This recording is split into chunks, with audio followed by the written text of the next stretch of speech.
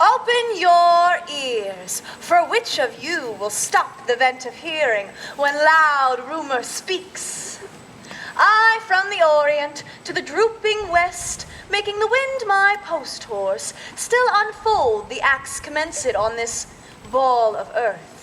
Upon my tongues continual slanders ride, the which in every language I pronounce, stuffing the ears of men with false reports. But what need I thus?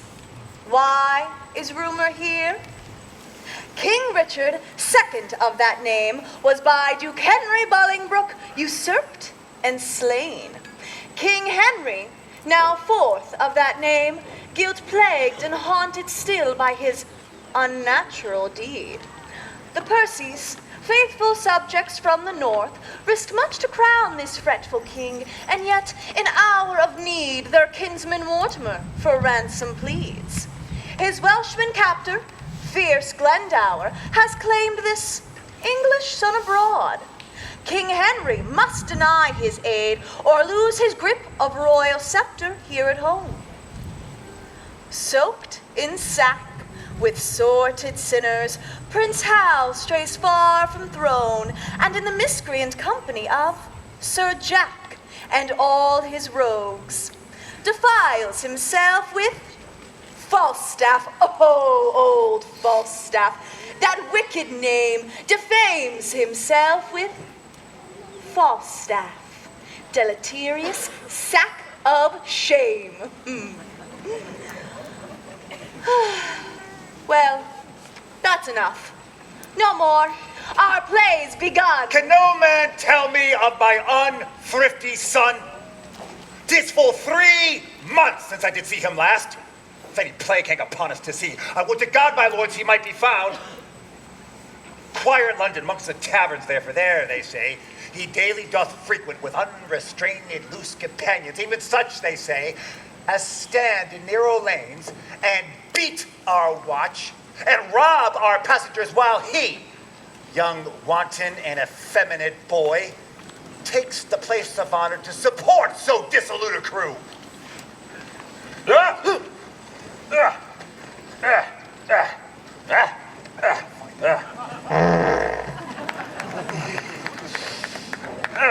Now, Hal, what time of day is it, lad? What the devil hast thou to do with the time of the day, unless hours were cups of sack, and minutes capons, and clocks the tongues of bawds, and dials the signs of leaping houses, and the blessed sun himself, a fair hot wench in flame-colored taffeta? I see no reason why thou shouldst be so superfluous to demand the time of the day. Indeed. You come near me now, Hal. For we that take purses go by the moon and 7 stars, and not by Phoebus, he that wandering night so fair. Prithee, sweet wag, when thou art king, as God save thy grace, majesty, I should say, for grace that wilt have none. What? None?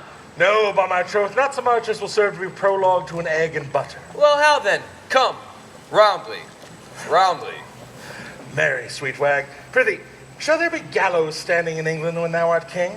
Do not, when thou art king, hang a thief. No, thou shalt. Oh, shall I? Oh, rare. Well, by the Lord, I'll be a brave judge. Thou judgest falsely already. I mean, thou shalt have the hanging of the thieves, and so become a rare hangman. Splendid. I'm as melancholy as a gib-cat, or a lugged bear. Or an old lion, or a lover's lute. Yea, or the drone of a Lincolnshire bagpipe. What sayest thou to the hare, or the melancholy of Moordish? Thou hast the most unsavory similes, and art indeed the most rascaliest comparative sweet young prince. But prithee, Hal, trouble me no more with vanity. I would to God thou or I knew where a commodity of good names were to be bought. Thou hast damnable iteration, and art indeed able to corrupt a saint. Thou hast done much harm upon me, Hal. God forgive thee for it. Before I knew thee, Hal, I knew nothing. And now I am, if a man should speak truly, little better than one of the wicked. Oh, I must give this life over. I will give it over. By the Lord. And I do not.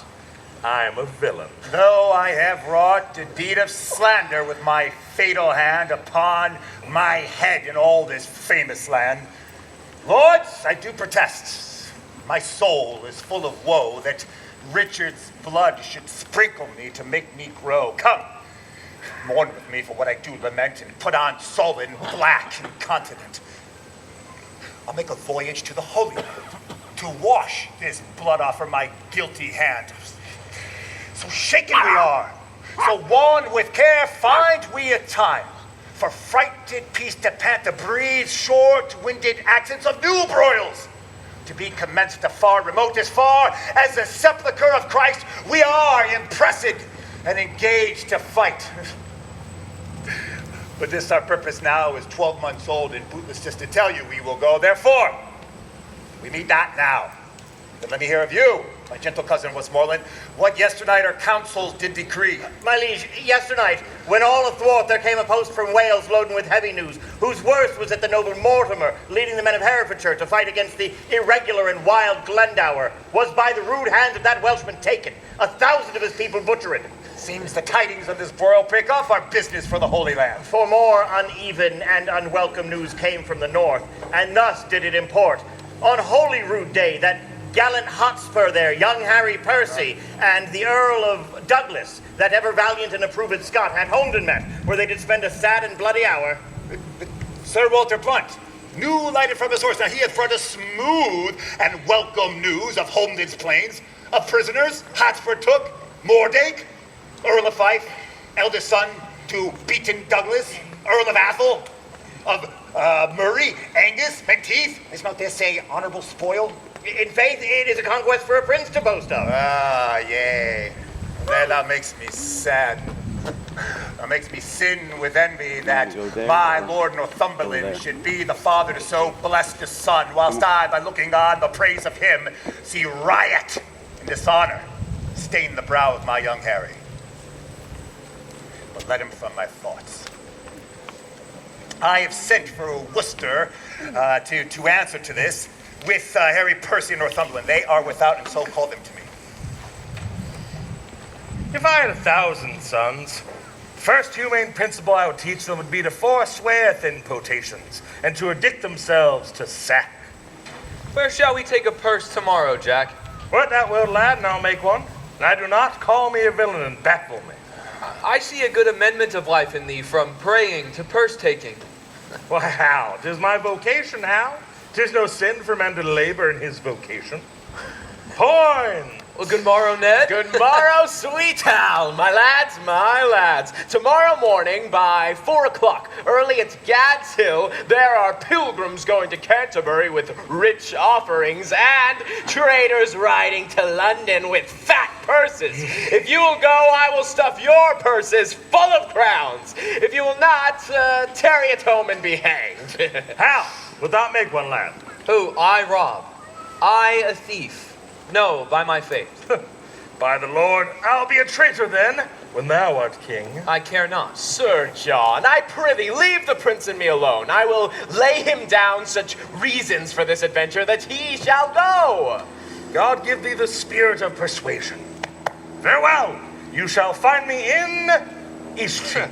Farewell, thou latter spring. Farewell, all hallowed summer. Now, my good, sweet honey lord, ride with us tomorrow. I have a jest to execute that I cannot manage alone.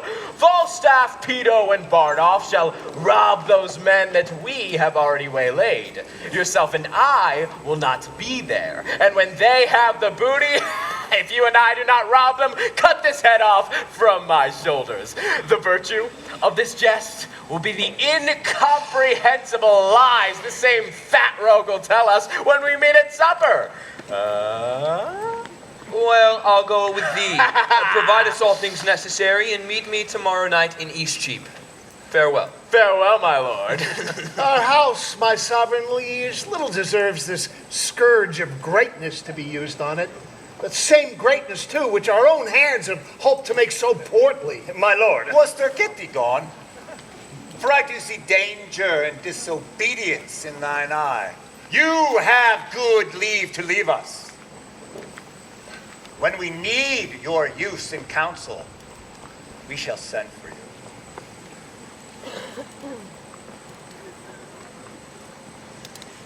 You were about to speak. Yea, my good lord. Those prisoners in your highness' name demanded, which Harry Percy here at Holmdon took, were, as he says, not with such strength denied as is delivered to your majesty. My liege, I did deny no prisoners. But I remember when the fight was done, came there a certain lord, neat and trimly dressed. He questioned me, among the rest demanded my prisoners in your majesty's behalf. I then, all smarting with my wounds being cold, answered neglectingly, I know not what. And I beseech you, let not his report come current for an accusation betwixt my love and your high majesty. Yet he doth deny his prisoners. But with proviso and exception that we should, at our own charge, ransom straight his brother-in-law, the foolish Mortimer, who, on my soul, hath willfully betrayed the lives of those he led against the great magician, the damned Glendower, whose daughter, as we hear, that Mortimer hath lately married. Shall our coffers then be emptied to redeem a traitor home? No! On the barren mountain let him starve, for I shall hold no man my friend, whose tongue shall ask me for 1 penny cost to redeem revolted Mortimer. Revolted Mortimer! He never did fall off, my sovereign liege, but by the chance of war.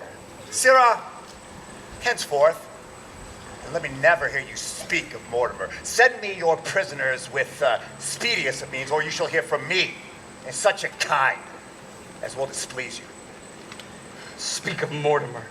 Zounds, I will speak of him, and let my soul want mercy if I do not join with him. Yea, on his part, I'll empty all these veins and shed my dear blood drop by drop in the dust. Brother, the king hath made your nephew mad. Who struck this heat up after I was gone? He will forsooth have all my prisoners.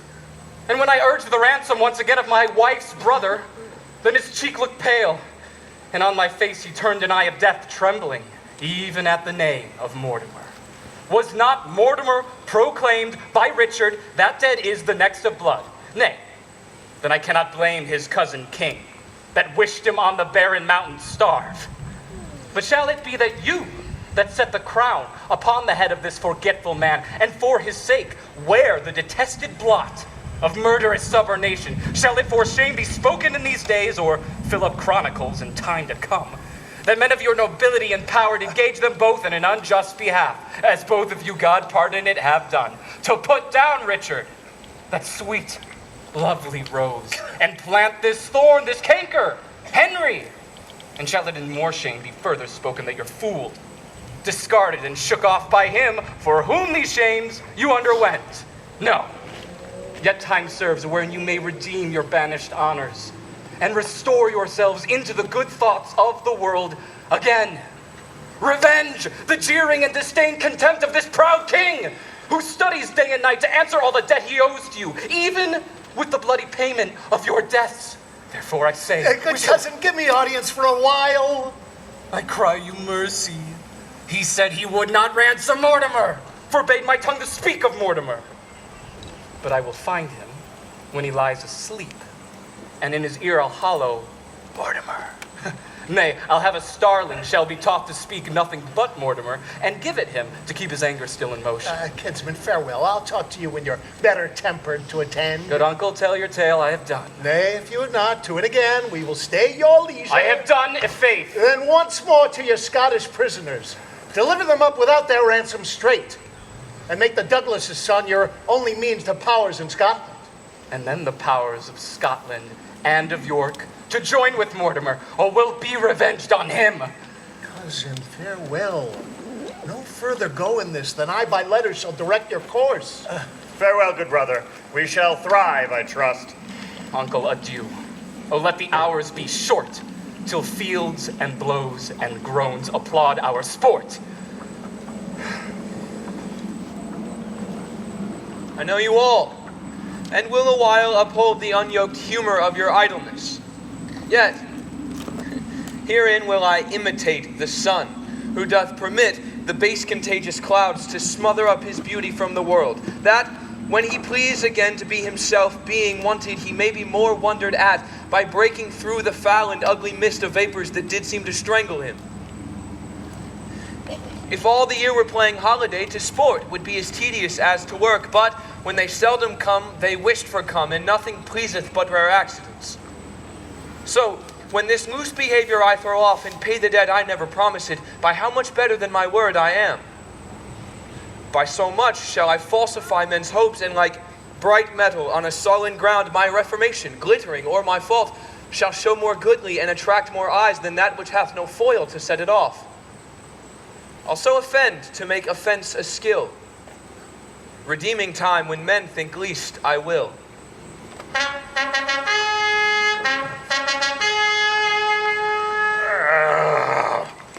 Blasted tiny cloak! How am I supposed to hide in this? Horse! Horse! My kingdom for a bloody half-starved horse! Come, shelter, shelter! I have removed Falstaff's horse, and he frets like a gummed velvet. Stand close. Points! Points and be hanged! Points! Peace, you fat kidneyed rascal. What a brawling dost thou keep? Where's Points, Hal? He is walked up to the top of the hill. I'll go seek him. I am accursed to rob in that thief's company. The rascal has taken my horse and tied it up I know not where. A plague upon it when thieves cannot be true to one another. A plague upon you all. Give me my horse, you rogues.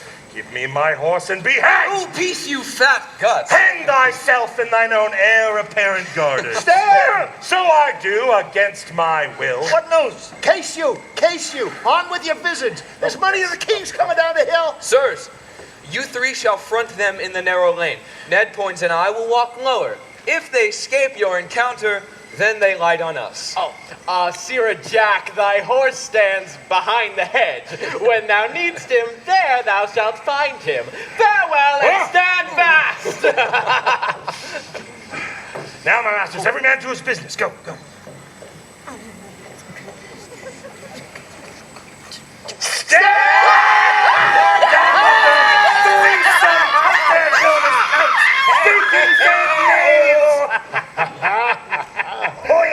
Now, my masters, let us share. And a horse before day, and the prince and points be not two errant cowards, there's no equity stirring. Why, there's no more valor in that points than a wild duck. Your money!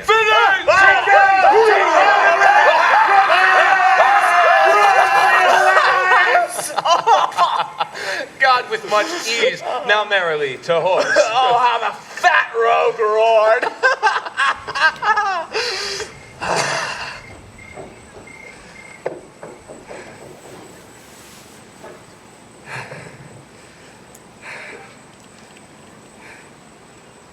The purpose you undertake is dangerous.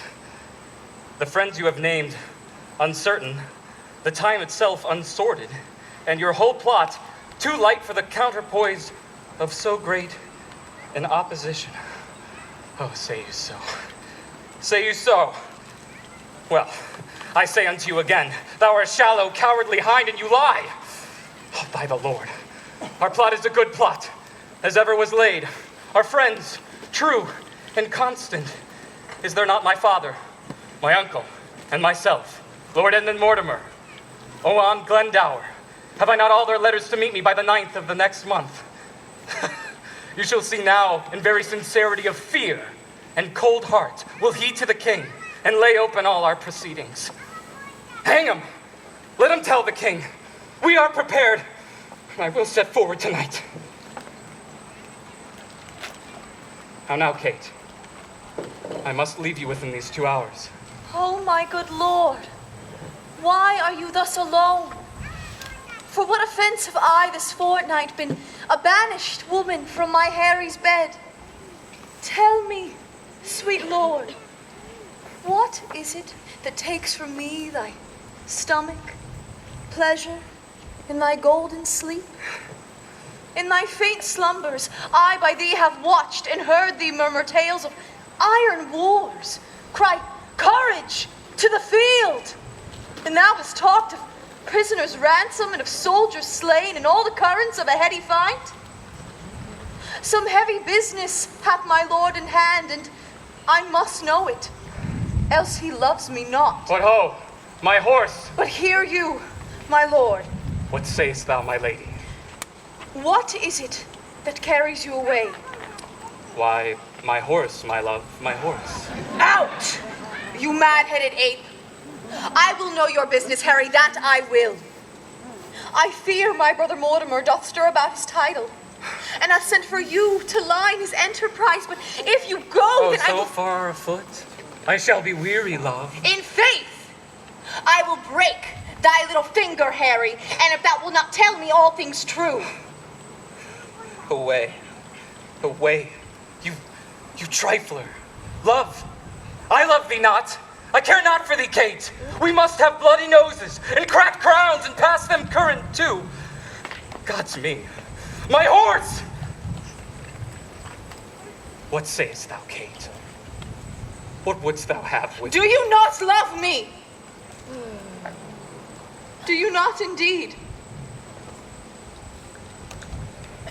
Well, do not love me then. For since you love me not, I will not love myself. Do you not love me? Come, wilt thou see me ride? And when I am a horseback, I will swear I love thee infinitely. But hark you, Kate, I must not have you henceforth question me whither I go, nor reason whereabout. Whither I must. But hark you, Kate, whither I go, thither shall you go to. Today I will set forth, tomorrow you. Will this content you, Kate? It must. Of force.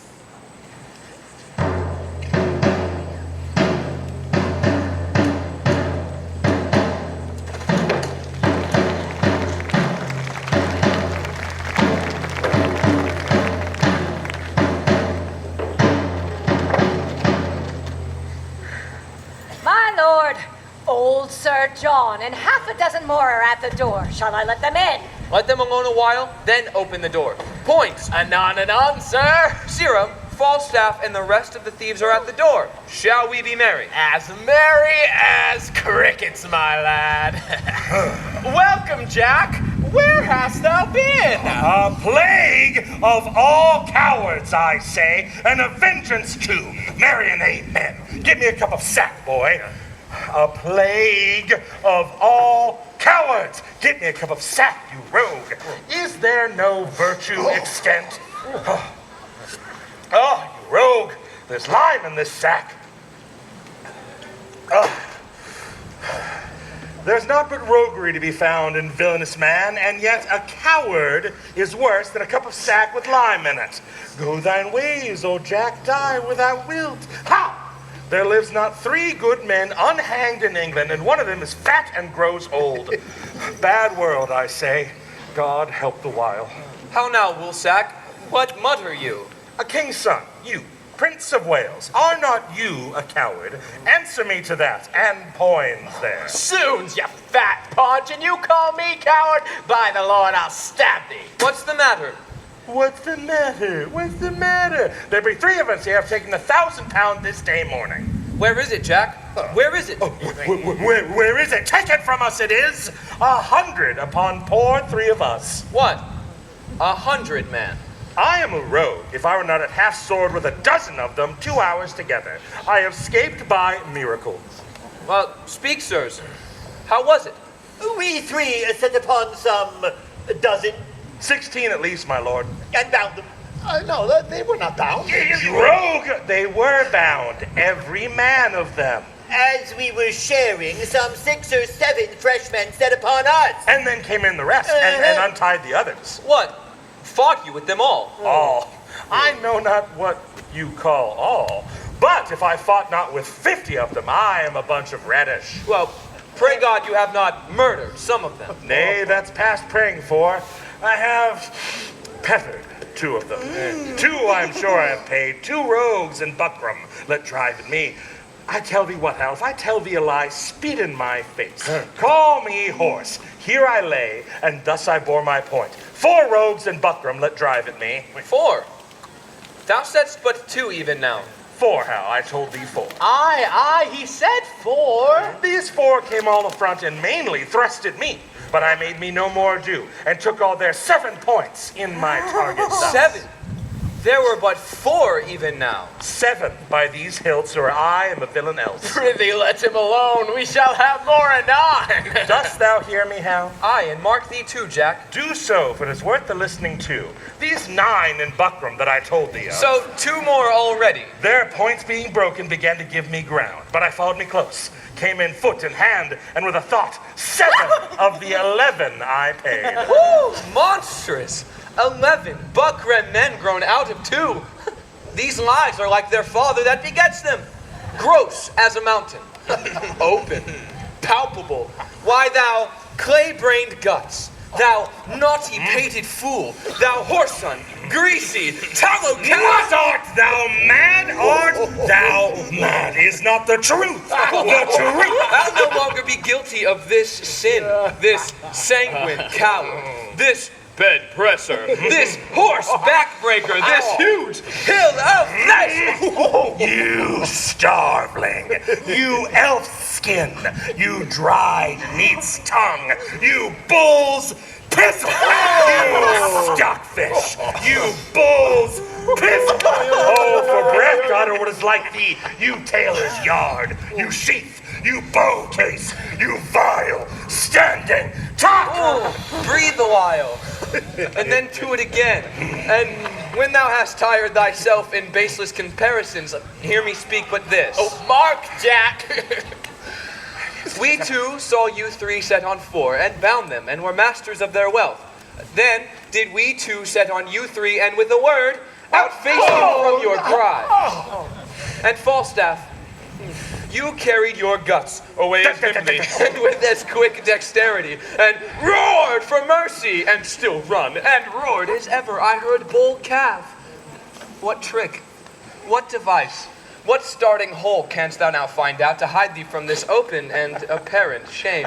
Come, let's hear, Jack. What trick hast thou now? By the Lord, I knew you as well as he that made you. Why, hear me, my masters. Was it for me to kill the heir apparent? Should I turn upon the true prince? Thou knowest I am as valiant as Hercules. But beware, instinct. Instinct is a great matter. The lion will not touch the true prince. I was now a coward on instinct. But by the Lord, lads, I am glad you have the money. Hostess!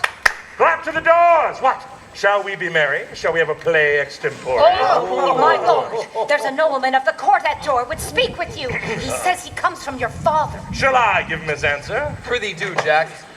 Faith, and I'll send him packing. Who bellows at my door? Now, sirs, by Our Lady, you fought fair. Peto, and so did you, Bardolph. You are lions too. You ran away upon instinct. You will not touch the true prince. No, fie. Faith, I ran when I saw others run. There's villainous news abroad. Here's a message from your father. You're to come to court in the morning. It seems that same mad fellow of the North, Percy, and she of Wales, who swore the devil her true liegeman upon a cross of a Welsh hook. What did plague call you her? Owain Glennar. Owain, the same. And her son-in-law Mortimer, and old Northumberland, and that sprightly Scot of Scots, Douglas, who rides a horseback up a hill perpendicular. He that rides at high speed and with his pistol kills a sparrow flying. Yes, well, he is there too. And one more day and 1,000 blue caps more. Worcester is stolen away tonight. Thy father's beard turned white with the news. You may now buy land as cheap as stinking mackerel. Tell me, thou Harry, art now horribly afeard? Could the world have picked thee out as heir apparent? 3 such enemies again, as that fiend Douglas, that spirit Percy, or that devil Glendower. Art thou now horribly afraid? Doth not thy blood thrill at it? Not a whit, if faith. I lack some of thy instinct. Well, that will be horribly chid tomorrow when thou comest to thy father. If thou love me, practice an answer. Do thou stand for my father and examine me upon the particulars of my life? Shall I? Content. This chair will be my state. Yes. And that dagger, my scepter. And this cushion, my crown. And the fire of grace be not quite out of thee, now shalt thou be moved. Give me a cup of sack to make mine eyes look red, that it may be thought I've wept. For I must speak in passion, and I will do it in King Cambyses' vein. Well, here is my leg. And here is my speech. Stand aside, nobility. Oh, yes, sir. This is excellent sporting bait. Peace, good pint pot. Peace, good tickle brain.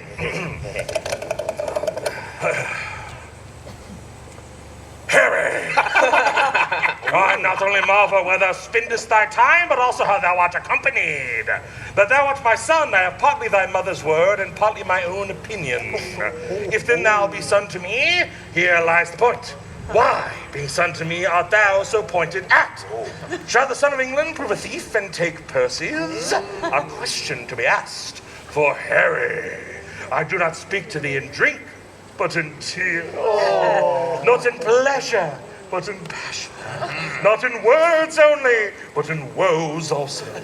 And yet there is a virtuous man I've oft noted in thy company, but I know not his name. What manner of a man? And it like your majesty. A good portly man, faith, and a corpulent, of a cheerful look, a pleasing eye, and a most noble character. And now I remember me, his name is Falstaff. If that man should be lewdly given, he deceiveth me, for Harry, I see virtue in his looks. If the tree should be known by the fruit, as the fruit by the tree, then peremptorily I speak it. There is virtue in that Falstaff. Him keep with, the rest banish. And now tell me now, thou naughty varlet, tell me where thou hast been this month. Do thou speak like a king? Do stand for me, and I'll play my father. Depose me! If thou dost it half so gravely, so majestically, both in words and matter, hang me by the heels for a rabbit sucker. Well, here am I set. And here's my speech. Judge, my masters. Now, Harry, whence come you? My noble lord. From Eastcheap. The complaints I hear of thee are grievous. Sblood, my lord. They are false. Swearest thou? Ungracious boy. Henceforth, now look on me. Thou art violently carried away from grace. There is a devil that haunts thee in the likeness of an old, fat man. A ton of man is thy companion. Why dost thou converse with that trunk of humors? That bolting hutch of beastliness? That swollen parcel of dropsies? That huge bombard of sack? That stuffed cloak bag of guts? That roasted ox with the pudding in his belly? That reverend vice? That gray iniquity? That father ruffian? That vanity in years? Wherein is he good but to taste sack and drink it? Where neat and clean but to carve a capon and eat it? Where cunning but in craft? Where crafty but in villainy? Where villainous but in all things? Where unworthy but in nothing? I would your grace would take me with you. Who means your grace? The abominable misleader of youth, Falstaff, the white-bearded Satan. My lord, this man, I know. I know thou dost. But to say I know more harm in him than in myself is to say more than I know. That he is old, the more the pity. His white hairs do witness it. If sack and sugar be a fault, then God help the wicked.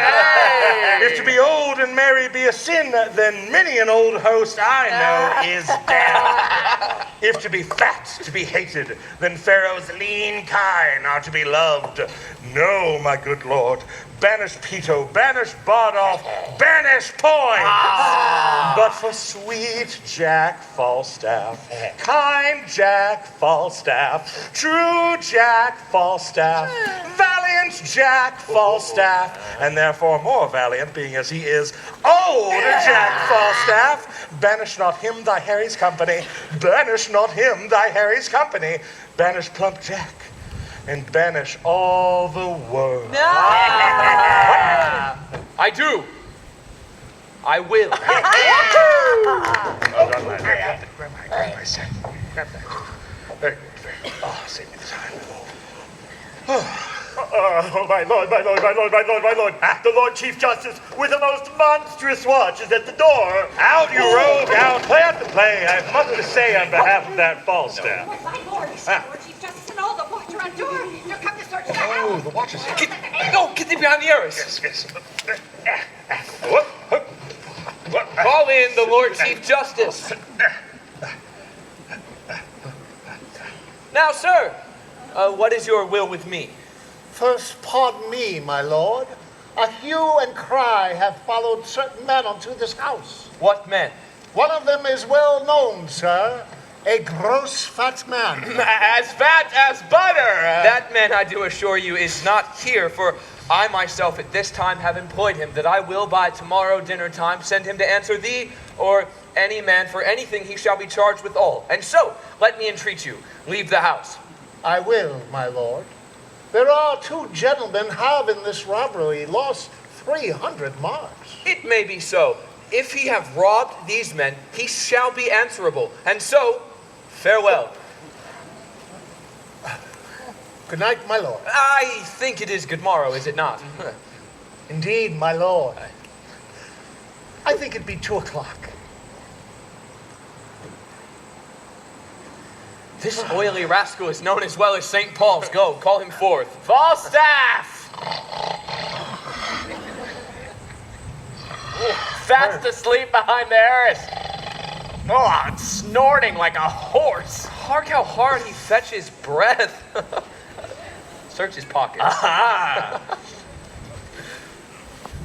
What hast thou found? Oh, nothing but papers, my lord. Item, sack, 2 gallons, 5 shillings, 8 pence. Item, anchovies, and sack after supper, 2 shillings, 6 pence. Item, bread, a hay pennyworth? Monstrous, but 1 halfpenny worth of bread to this intolerable deal of sack. What there is else, keep close. We'll read it at more advantage. There let him sleep till day. I'll to the court in the morning. We must all to the wars. Be with me betimes, and so good morrow, Poins. Good morrow, good, my lord. Yeah, fairies. He that speaks to them shall die. Oh, winking couch. No man their works must die. Ah! Heavens defend me from this Welsh fairy, lest he transform me to a piece of cheese. Am I to be ridden with a Welsh goat too? Shall I have a coxcomb of 3s? 'Tis time I were choked on a piece of toasted cheese.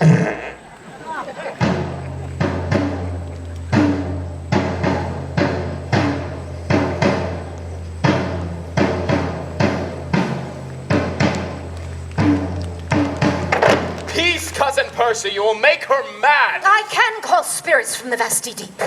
And so can I, or so can any man. But will they come when you do call for them? Why, I can teach you, Lord, to command the devil. And I can teach thee, cuz, to shame the devil by telling truth. Tell truth and shame the devil. If thou hast power to raise him, bring him hither. And I'll be sworn I have power to shame him hence. Oh, while you live, tell truth and shame the devil. Come! No more of this unprofitable chat. Come, here is the map. Shall we divide our rights according to our threefold order Tein? The Archdeacon hath divided it into 3 limits very equally. Methinks my portion north from Burton here, in quantity, equals not one of yours. I'll not have it altered. Will not you? No, nor you shall not. Who shall say me nay? Why, that will I. Let me not understand you then. Speak it in Welsh. I can speak English, Lord, as well as you, for I was trained up in the English court. I do not care. Shall we be gone? Come, Come, Lord Mortimer, you are as slow as hot Lord Percy is on fire to go. By this our book is drawn. We'll but seal, and then to horse immediately. With all my heart. What say you to this? Percy, Northumberland, the Archbishop Grace of York, Douglas, Mortimer, capitulate against us and are up. But wherefore should I tell these news to thee? Why, Harry, should I tell thee of my foes, which are my nearest and dearest enemy? Thou art most like enough through vassal fear, base inclination, the start of spleen, to fight against me under Percy's pay, to dog at his heels and curtsy at his crowns, to show how much thou art degenerate. So please your But God majesty. pardon thee. Thy life doth manifest thou lovest me not, and thou shalt have me die assured of it. Thy place in council thou hast rudely lost, which by thy younger brother is supplied, and art almost an alien in the hearts of all the court and princes of my blood. The hope and expectation of thy time is ruined, and the soul of every man prophetically do forthink thy fall. Had I so lavish with my presence been, so common hackneyed in the eyes of men, so stale and cheap to vulgar company, opinion that did help me to the crown would have stayed loyal to possession and left me in refuteless banishment, a fellow of no mark nor likelihood. By being seldom seen, I could not stir, but like a comet, I was wondered at. Where men would tell their children, that is he, and others would say, where, which is Bolingbroke? And then I stole all courtesy from heaven. And I dressed myself in such humility that I did pluck allegiance from men's hearts, loud shouts and salutations from their mouths, even in the presence of the crowned king. Thus did I keep myself fresh and new. The skipping king, he trampled up and down with shallow gestures and rash baven wits, and mingled his royalty with capering fools, that being daily swallowed by men's eyes, they surfeited with honey and began to loathe the taste of sweetness, whereof a little more than a little is much too much. And in that line, Harry, standest thou. For thou hast lost thy princely privilege with vile participation. Not an eye, but as a wary of thy common sight, save mine, which hath desireth to see thee born.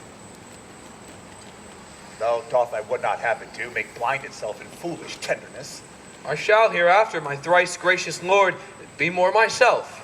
By the world, art thou to this hour as I was when, art thou to this hour was Richard then when I from France set foot in Ravensburg, and just as I was then, is Percy now. Now he hath more worthy interest in the state than thou, the shadow of succession. Do not think so. You shall not find it so. And God forgive them that have so much swayed your majesty's good thoughts away from me. I will redeem this all on Percy's head, and in the closing of some glorious day, be bold to tell you that I am your son. When I shall wear a garment all of blood, and stain my favors in a bloody mask, which washed away shall score my shame with it. That shall be the day wherein it lights that this same child of honor and renown, this gallant Hotspur, this all-praised knight, and your unthought of Harry chance to meet. For every honor sitting on his helm, would they were multitudes, and on my head my shames redoubled. For the time will come that I shall make this northern youth exchange his glorious deeds for my indignities.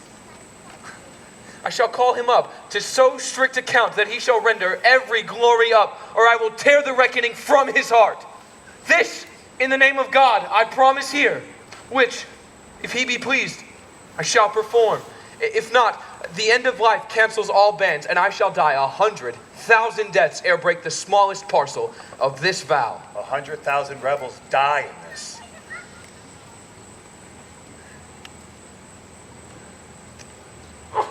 Thou shalt have charge. Sovereign trust herein. The Earl of Westmoreland set forth today, with him my son, the Lord John of Lancaster.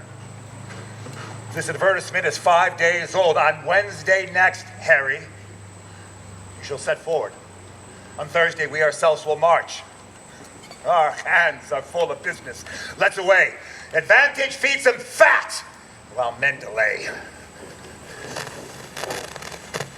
Bardolph, am I not fallen vilely away since this last action?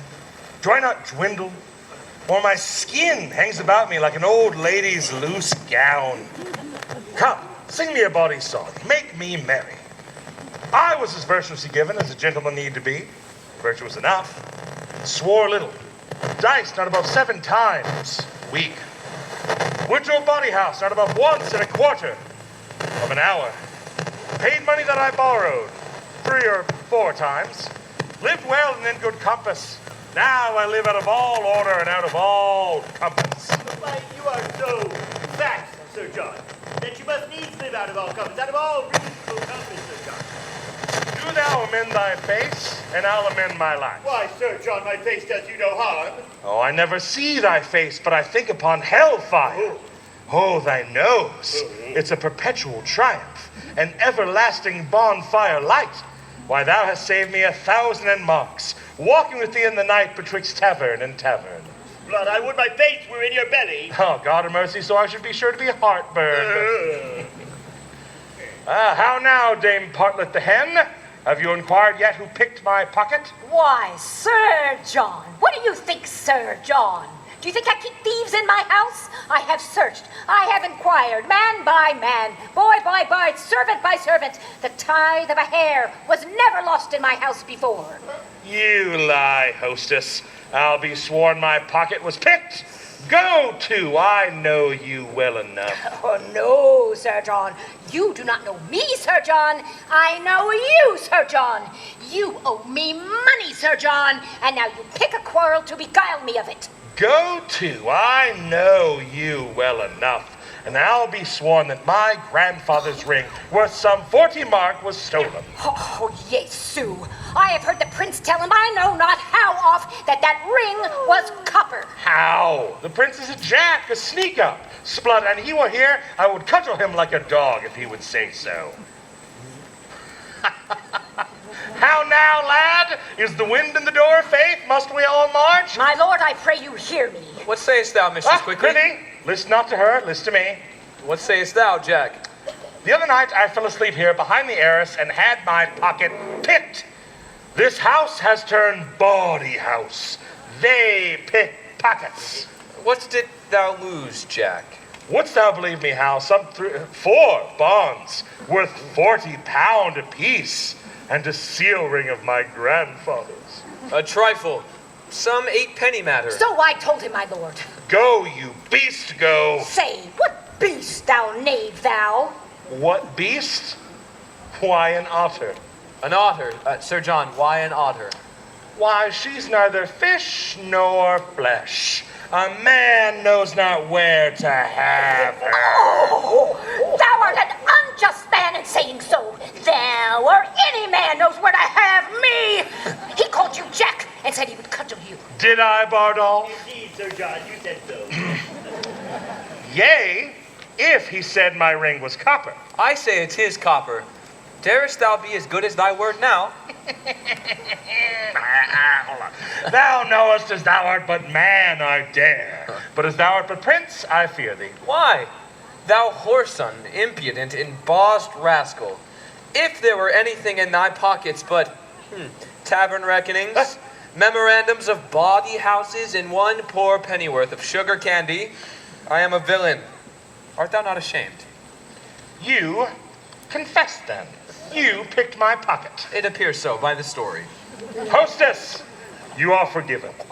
Go, make ready breakfast. Look to thy guests, cherish thy servants. Prithee, you can see how I'm pacified still. Nay, be gone! Now how? To the news at court. For the robbery, lad, how was that answered? Oh, my sweet beef, I must still be good angel to thee. The money is paid back again. Oh, I like not that paying back. 'Tis a double labor. I am good friends with my father and may do anything. Oh, rob me the exchequer the first thing thou dost. Do, my lord. I have procured thee, Jack, a charge of foot. I would it have been of horse. Meet me tomorrow in the temple hall at 2 o'clock in the afternoon. There thou shalt know thy charge, and there receive the money in order for their furniture. The land is burning. Percy stands on high, and either we or they must lower lie. Rare words. Brave world! Hostess, my breakfast come! Oh, I could wish this tavern were my drum.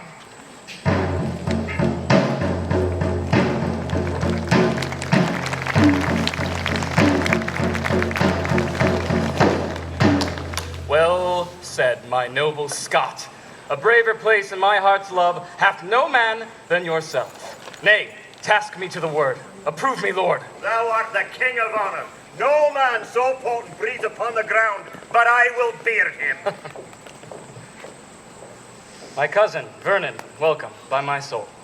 Pray God my news be worth a welcome, Lord. My Lord of Douglas, well met. To Hotspur, my lord. These letters come from your father. Letters from him? Why comes he not himself? He cannot come, my lord. He is grievous sick. Zoons, how is he the leisure to be sick in such a justling time? The Earl of Westmoreland, 7,000 strong, is marching here. With him, Prince John of Lancaster. No harm, what more? And further, I have learned the king himself in person is set forth with strong and mighty preparation. He shall be welcome too. Where is his son, the nimble-footed madcap Prince of Wales and his comrades? All furnished, all in arms. Oh, that Glendower were come. There is more news. I have learned in Worcester, as I rode along, he cannot draw his power this 14 days. The worst tidings I hear of yet. What may the king's whole battle reach into? To 30,000. Well, 40 let it be. My father and Glendower being both away, the powers of us may prove so great a day. Come, let us take a muster speedily.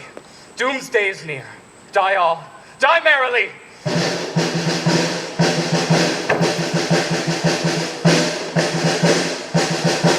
How bloodily the sun begins to peer above yon bulky hill.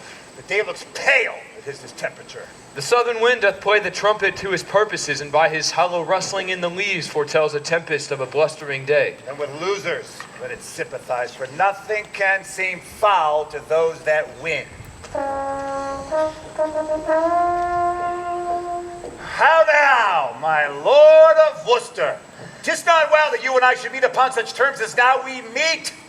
You have deceived our trust and made us doff off our easy robes of peace to quench our old limbs in ungentle steel. This is not well, my lord.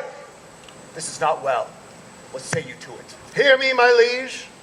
For mine own part, I could be well content to entertain the lag end of my years with quiet hours, for I protest I have not sought the day of this dislike. You have not sought it. How comes it then? Rebellion lay in his way, and he found it. Peace to it, peace. It pleased your majesty to turn your looks of favor from myself and all our house.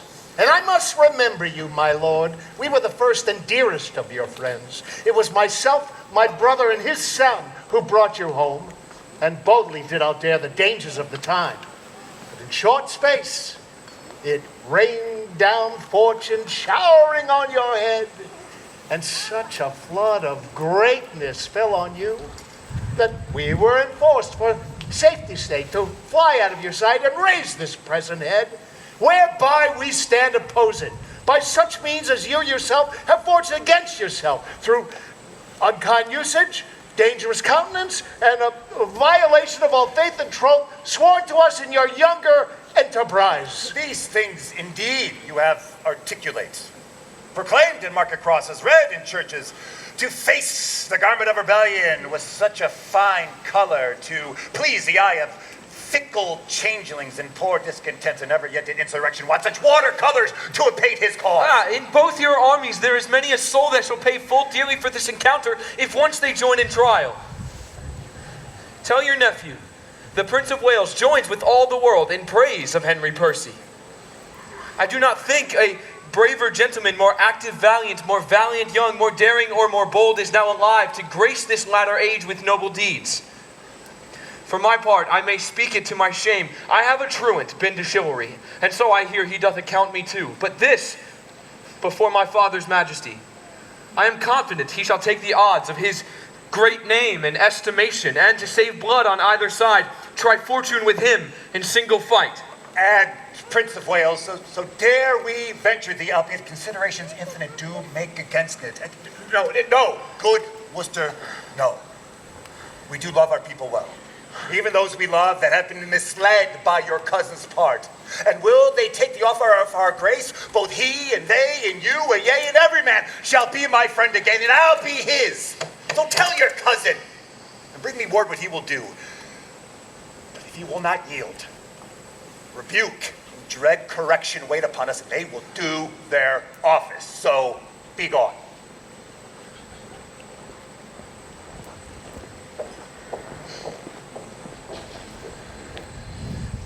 It will not be accepted, on my life. The Douglas and the Hotspur together are both confident against the world in arms. Henceforth, therefore, every man to his charge, and on their answer we shall set on them. May God befriend us, for our cause is just.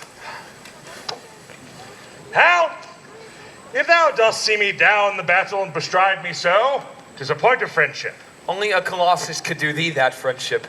Therefore, say a prayer and farewell. I would 'twere bedtime, Hal, and all well. Why? Thou owest God a death.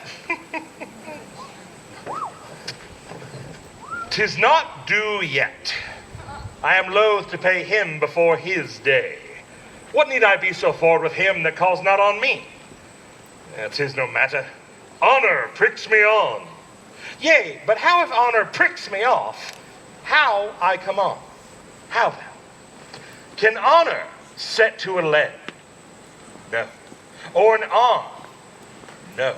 Or take away the grief of a wound? No. Honor hath no skill in surgery then? No. What is that word, honor? What is honor? What is in that honor? Ere a trim reckoning, who hath it? He that died a Wednesday.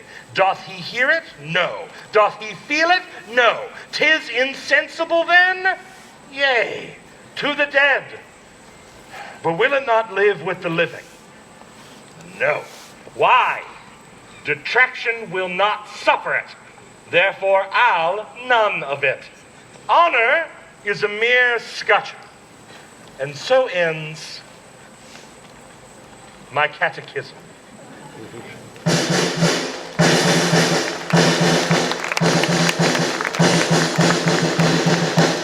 Oh no, my nephew must not ever know the liberal and kind offer of the king. 'Twere best he did. Then are we all undone?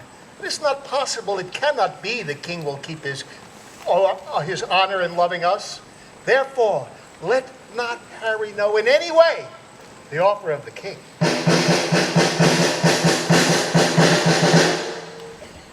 Uncle, what news? The king will bid you battle presently. There is no seeming mercy in the king. Did you beg any? God forbid. He called us rebels, traitors, and will scourge with haughty arms this hateful name in us. The Prince of Wales stepped forth before the king, challenged you to single fight. Oh, would the coral lay upon our heads, and that no man might draw short breath today, but I and Harry Monmouth. Come, let me taste my horse, who is to bear me like a thunderbolt against the bosom of the Prince of Wales. Harry to Harry shall, hot horse to horse, meet, and ne'er part till one drop down a course. Oh, gentlemen, the time of life is short. To spend that shortness basely were too long, if life did ride upon a dial's point, still ending at the arrival of an hour. And if we live to tread on kings. If die, brave death, when princes die with us!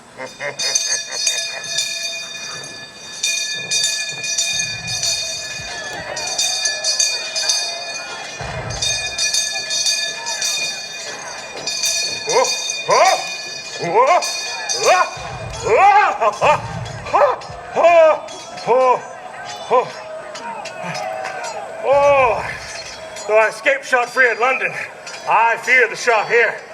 Oh, here's no scoring but upon the pace. Here's no vanity. I am as hot as molten lead, and as heavy too. God, keep the lead out of me. I need no more weight than mine own bowels. I have led my ragamuffins where they are peppered.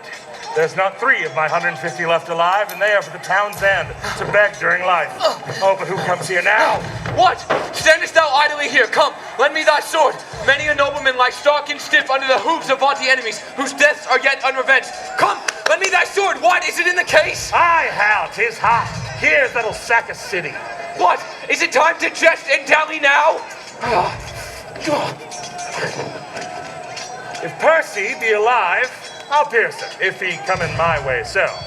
If not, if I come in his willingly, let him make a carbonado out of me. I like not such grinning honor. Give me life, which if it can be saved, so. If not, honor comes unlooked for, and there's an end. I prithee, Harry, withdraw thyself, thou bleeds too much.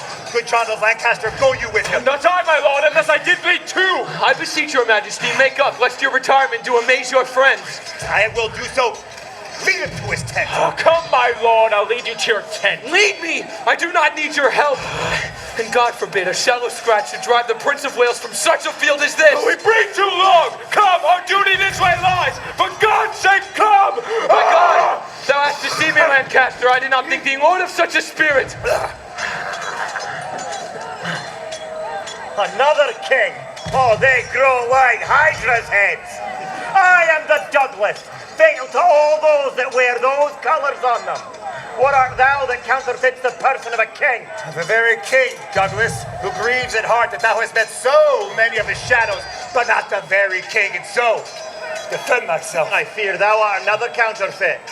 And yet in faith, thou bearest thee like a king. But mine, I am sure thou art, whoe'er thou be, and thus I win thee! Hold up thy head, vile Scot, or thou art like never to hold it up again. It is the Prince of Wales that threatens thee, he that never promises what he means to pay. Cheerily, how does my lord? Stay and breathe a while. Thou hast redeemed thy lost opinion and showed thou make some tender of my life in this fair rescue thou hast brought me. Oh God, they do me too much injury that ever said I hearken for your death. If it be so, I might have let alone and saved the treacherous labor of your son.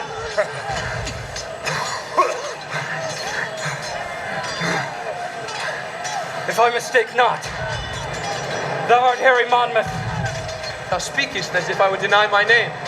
My name is Harry Percy. Why then, I see a very valiant rebel of the name.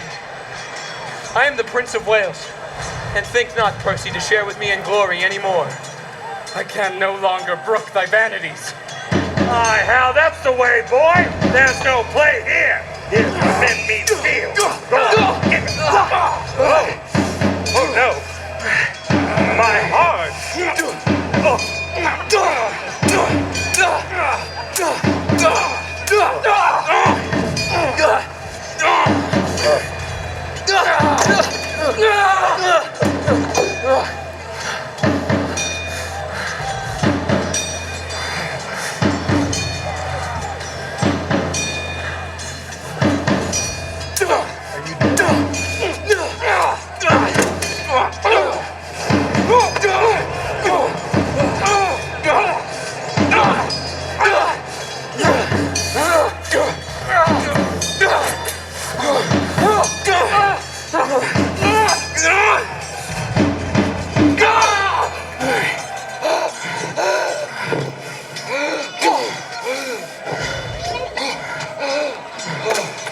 Harry!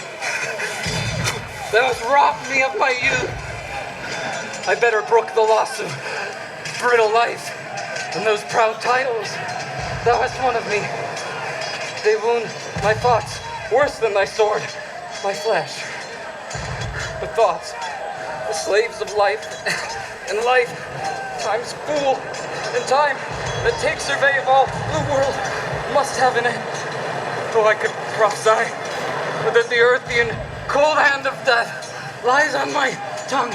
Now, Percy, thou art dust and food for worms, brave Percy. Fare thee well, great heart. Ill-weaved ambition, how much art thou shrunk? That when this body did contain a spirit, a kingdom for it was too small a bound. But now 2 paces of the vilest earth is room enough. This earth that bears thee dead bears not alive so stout a gentleman. Adieu, and take thy praise with thee to heaven. What? Old acquaintance, could not all this flesh keep in a little life? Falstaff, farewell. I could have better spared a better man. I should have a heavy miss of thee if I were much in love with vanity. Death had not struck so fat a deer today, though many dearer in this bloody fray.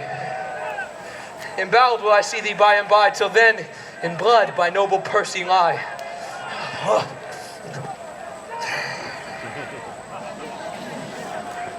Emboweled? If thou embow me today, I'll grant you leave to powder me and eat me too tomorrow. Ugh, blood. 'Twas time to counterfeit. No, counterfeit? A lie.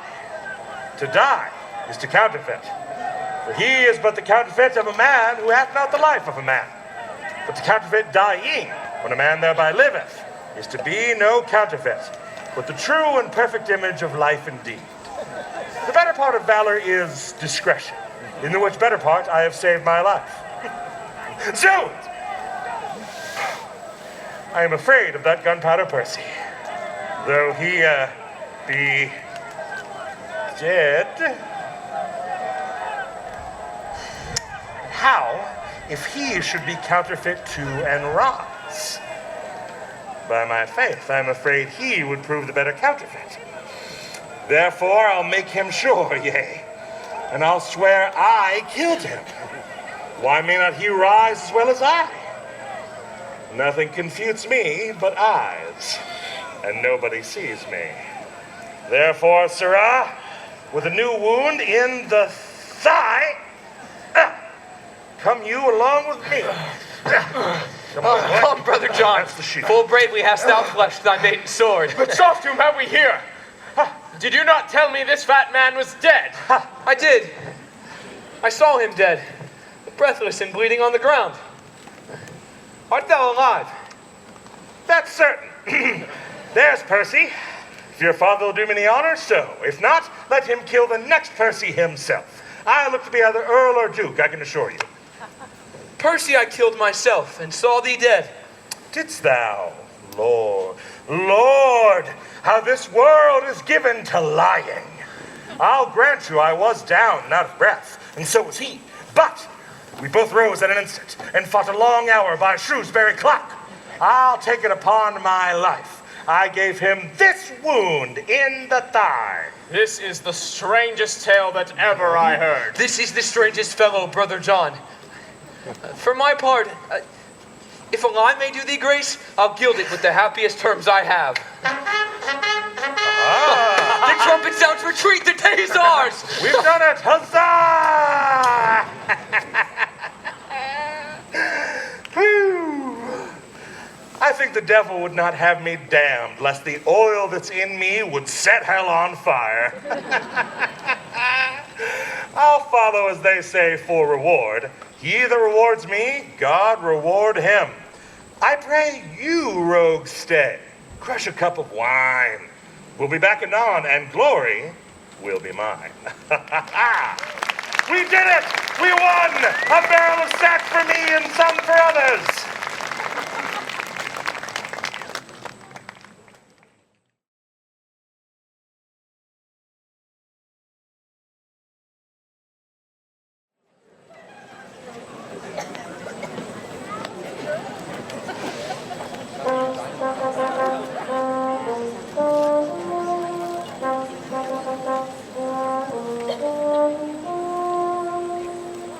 Open your ears, For which of you will stop the vent of hearing when loud rumor speaks? But what need I thus? Why is rumor here? I run before King Harry's victory, who in a bloody field by Shrewsbury hath beaten down young Hotspur and his troops, quenching the flame of bold rebellion, even with the rebels' blood. But what mean I to speak so true at first? My office is to noise abroad that Harry Monmouth fell under the wrath of noble Hotspur's sword, and the king before the Douglas rage stooped his anointed head as low as death. This I have rumored through the peasant towns between that royal field of Shrewsbury and this worm-eaten hold of Ragged Stone, where Hotspur's father, old Northumberland, lies crafty sick. The post comes tiring on, and not a man of them brings other news than they have learnt of me. From rumor's tongues they bring smooth comforts false, worse than true wrongs. Grief fills the room up of my absent child. Lies in his bed, walks up and down with me, puts on his pretty looks, repeats his words. Remembers me of all his gracious parts, stuffs out his vacant garments with his form. Then have I reason to be fond of grief? How many thousand of my poorest subjects are at this hour asleep? Oh, sleep. Oh, gentle sleep, nature's soft nurse. How have I frighted sleep that thou wilt no more weigh my eyelids down and steep my senses in forgetfulness? Why, rather, sleep, liest thou in smoky cribs, upon uneasy pallets stretching thee, and hushed by buzzing night flies in thy slumber, than in the perfumed chambers of the great, under the canopies of the costly state, and lulled by the sweet sound of sweetest melody, O thou dull God? Why liest thou with the vile in loathsome beds, and leafst the kingly couch? But for all this, say not that Percy's dead. For this I shall have time enough to mourn. In poison there is physic, and these news that having been well would have made me sick, being sick have in some measure made me well. And as the wretch whose fever weakened joints like strengthless hinges buckle under life, impatient of his fit, breaks like a fire out of his keeper's arms, even so my limbs, weakened with grief, being now enraged with grief, unthrace themselves. Hence, therefore, thou nice crutch! A scaly gauntlet now with joints of steel must glove this hand. And hence, thou sickly coit! Go in with me, and counsel every man the aptest way for safety and revenge. Get posts and letters, and make friends with speed. Never so few, and never yet more need. Canst thou, O partial sleep, give repose to a wet sea boy in an hour so rude, and in the stillest and most calmest night, with all the appliances and means to boot, deny it to a king? Then happy low lie down. Uneasy lies the head that wears a crown.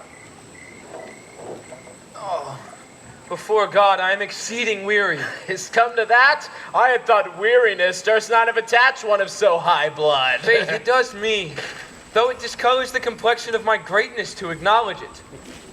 Doth it not show vilely in me to desire small beer? Why, a prince should not be so loosely studied as to remember so weak a composition. Belike then my appetite was not princely got, for by my troth I do now remember the poor creature's small beer. But indeed, these humble considerations make me out of love with my greatness. What a disgrace is it to me to know thy name, or to remember thy face tomorrow, or to take note of how many pairs of silk stockings thou hast. These and those that were thy peach-colored ones. How ill it follows, after you have labored so hard, you should talk so idly.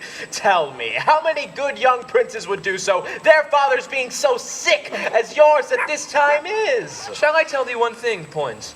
Yes, faith, and let it be an excellent good thing.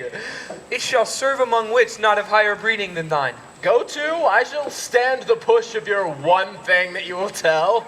Marry, I tell thee it is not met. I should be sad now my father is sick. Albeit I could tell it to thee as to when it pleases me for fault of a better to call my friend, I could be sad, and sad indeed too. I tell thee, my heart bleeds inwardly now my father is so sick, and keeping such vile company as thou art hath in reason, taking from me all ostentation of sorrow. The reason?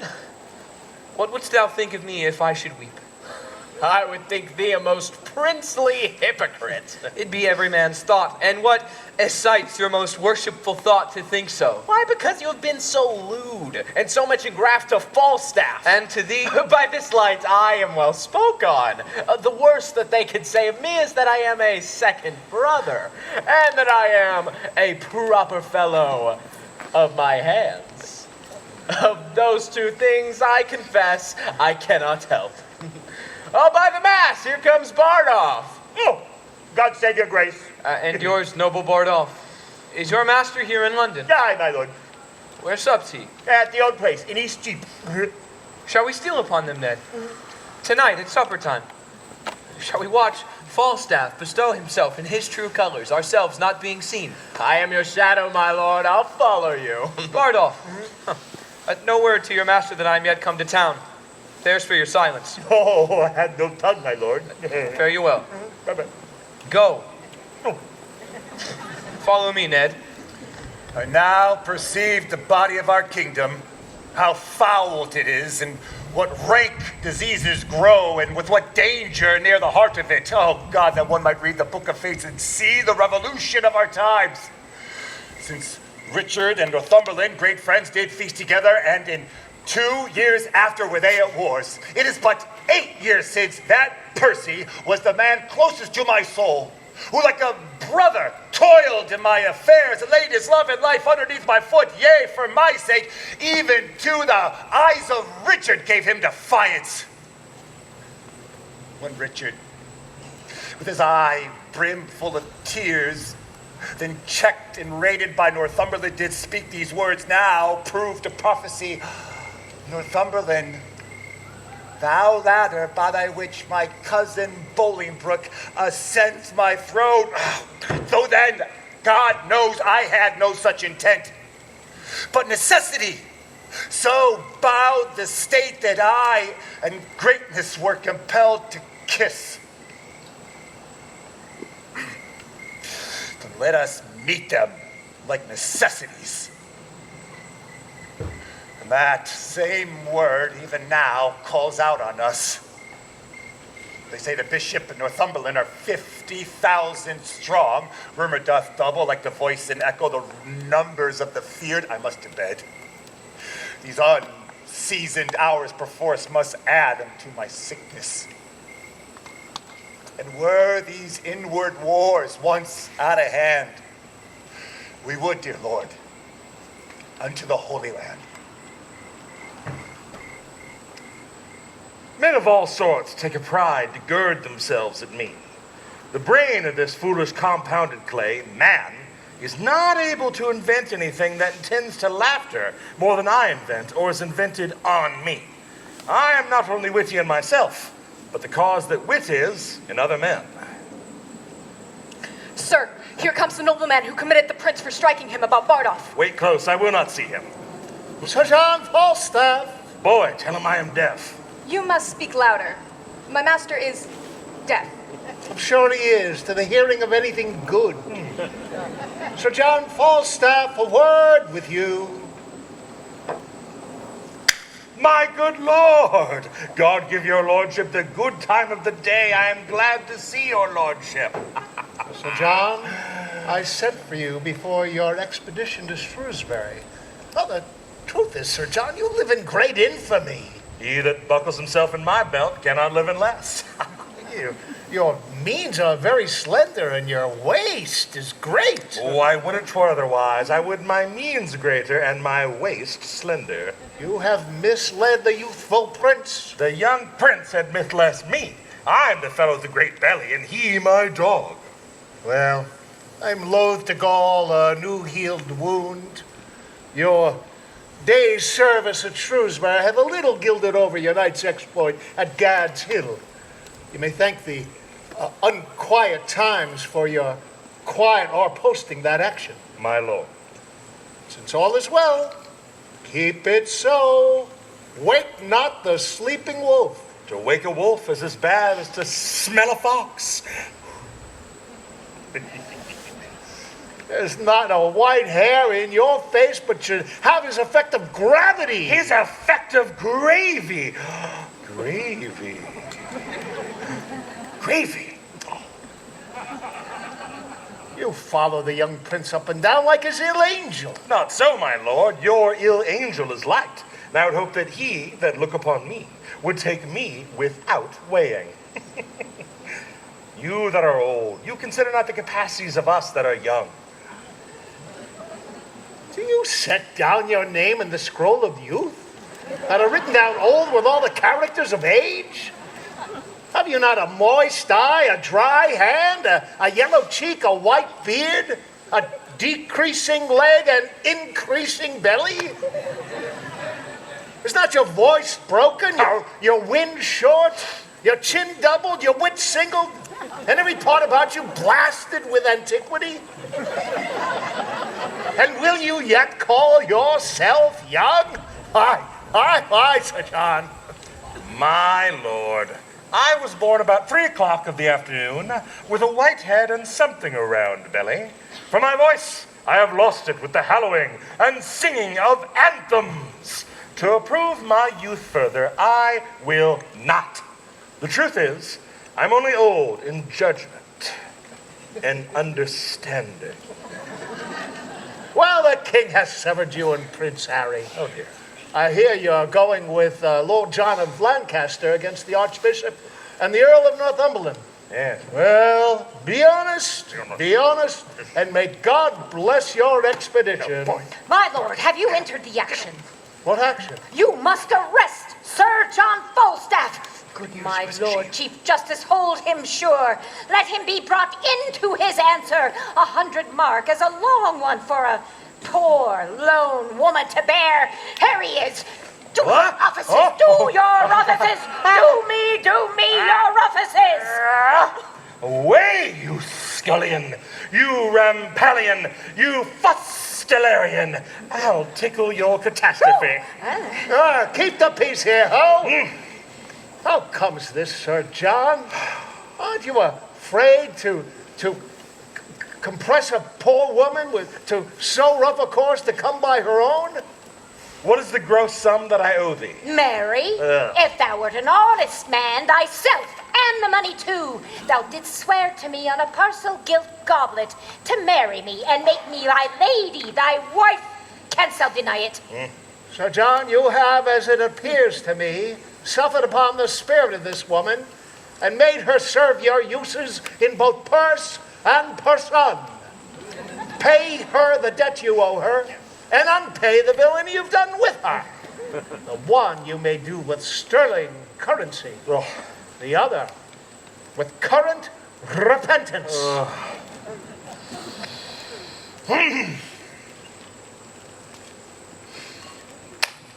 Come hither, hostess. As I am a gentleman, come. No more words of it. Let it be 10 pounds if thou canst. 'Twere not for thy humors. There's not a better wench in England. Well, you shall have it, though I pawn my gown. Oh, no. I hope you'll stay for supper. You'll pay me altogether. Will I live? Will you have Doll Tearsheet join you at supper? No more words. Let's have her. A pox, damn you. You muddy rascal. My love. Is that all the comfort you give me? Hang yourself, you muddy conger. Hang yourself. By my troth, you two never meet, but you fall to some discord. Come. I'll be friends with thee, Jack. Thou art going to wars, and whether I shall ever see thee again or no, there is nobody cares. Sir, Ancient Pistols Blown would speak with you. Hang him, swaggering rascal. Let him not come hither. It is the foul-mouthed rogue in England. If he swagger, let him not come here. No, by my faith, I must live amongst my neighbors. I'll have no swaggerers. He's no swaggerer, hostess of faith. You may stroke him as gently as a puppy greyhound. Send him up, boy.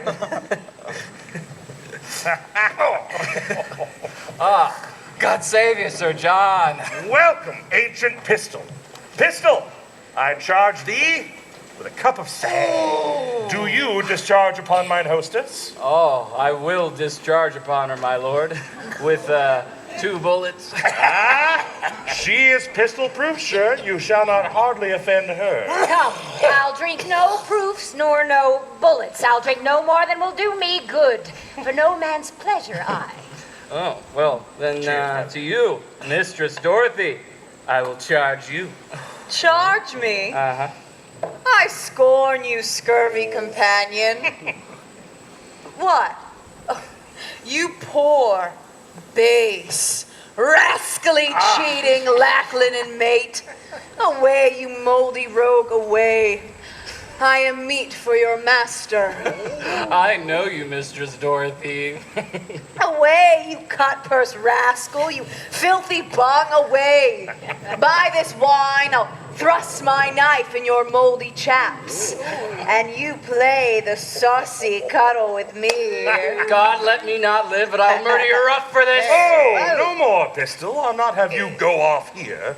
Discharge yourself of our company, Pistol. Pray you go downstairs, good ancient. No, not I. I'll see her damned first to Pluto's damned lake, the infernal deep, with Erebus and tortures vile also. Good captain, be quiet. 'Tis very late, faith. I beseech you now, aggravate your choler. Die, men like dogs, give crowns like pins. Ah, for God's sakes, be quiet. Thrust him downstairs. I cannot endure such a fustian rascal. Thrust him downstairs. Don't get you downstairs. Oh, what? Shall we have incision? Shall we imbrue? Death rock me asleep, abridge my doleful days. Why then, let grievous, ghastly, gaping wounds untwine the sisters 3. Come and drop us, I say. Get me my rapier, boy. I pray thee, Jack, I pray thee, do not drop. Oh, Get you downstairs. Oh, well, let's. This is a goodly tumult. Put up your What's naked that over weapons. there? Put up your naked weapons. Take this blade. Take him out. Take him down. Take him downstairs now. You foul, stinking drunk. I You pray dog. thee, Jack, You I pray thee, be quiet. The rogue is gone. Oh, you horse and little valiant villain, you. Are you not hurt the groin? Methought he made a shrewd thrust at your belly. Whoa. Have you turned him out of doors? Aye, sir. The rascal's drunk. You have hurt him, sir, in the shoulder. A rascal to brave me. Ah, you sweet little rogue, you. Alas, poor Abe, how thou sweatest. Come, let me wipe thy face. Come on, you horse and chops. A rogue of faith. I love thee. Sit on my knee, doll. A rascal bragging slave. That rogue fled from me like quicksilver. Sirrah, what humor's the prince of? A good shallow young fellow. He would have made a good peddler. He would have chipped bread well. They say Poins has a good wit. He a good wit? Hang him. Baboon. His wit's as thick as Tewksbury mustard. Why does the prince love him so then? Because their legs are both of a bigness, and he swears with good grace and other such gamble faculties he has that show a weak mind and an able body, for which the prince admits him, because the prince himself is such another. Oh, kiss me, doll. Would not this knave of a wheel have his ear cut off? Let's beat him before his strumpet. Look, where the withered elder hath his pole clawed like a parrot. Is it not strange that desire should so many years outlive performance? Thou dost give me flattering busses. By my troth, I kiss thee with a most constant heart. Oh, I am old. I am old. And I love thee better than I love Era, scurvy young boy of them all. Well, it grows late. Come, we'll to bed. Thou'lt forget me when I'm gone. By my troth, that'll set me a-weeping, and thou sayest so. Some sack, hostess. Anon! Anon, sir. Ha! Ha ha ha! A bastard, son of the kings, and art that now Poins, his brother? Thou horse and mad compound of majesty, by this light flesh and corrupt blood, thou art welcome. My lord, he'll drive you out of your revenge and turn all to a merriment if you take not the heat. You whoreson candle mine. You. How vilely did you speak of me, even now, before this honest, virtuous, gentle, civil woman? Didst thou hear me? Yea, and you knew me as you did when you ran away by Gad's Hill. You knew I was at your back, and you spoke it on purpose to try my patience. No, not so, my lord. I did not think thou wast within hearing. I shall drive you then to confess the willful abuse, and then I'll know how to handle you. No abuse, Hal. Oh, mine honor. No abuse. No abuse! No abuse, Ned. In the world. Honest, Ned. None. I dispraise thee before the wicked, that the wicked might not fall in love with thee. In this doing I have done the part of a careful friend and a true subject, for which thy father should give me thanks. But honest, Hal, no abuse, oh mine honor. None. Ned?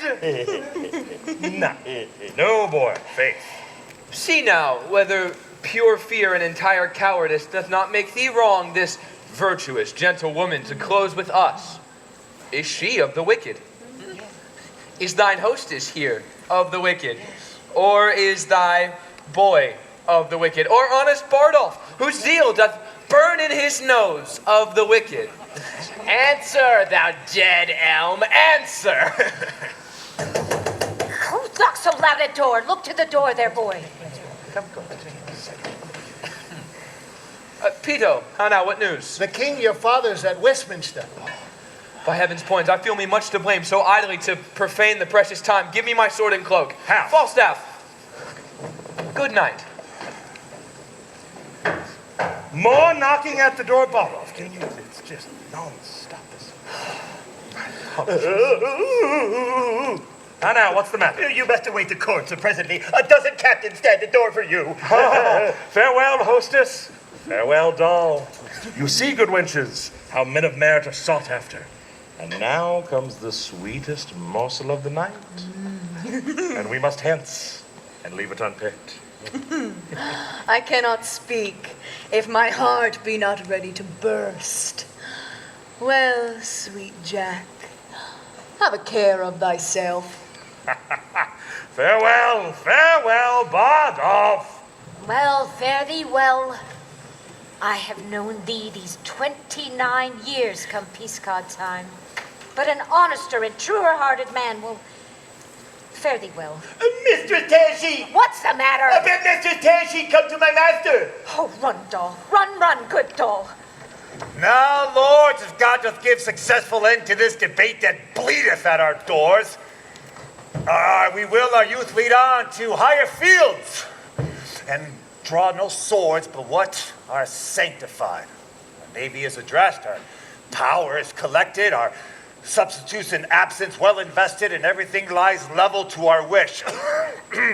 Only we want a little personal strength, and pause us until these rebels now afoot come underneath the yoke of government. Who's here? Westmoreland. Health to my sovereign, and more happiness added to that I am to deliver. Prince John, your son, doth kiss your grace's hand. Mowbray, the Bishop Scroop, and Hastings, all are brought to the correction of your law. There is not now a rebel sword unsheathed, but peace puts forth her olive everywhere.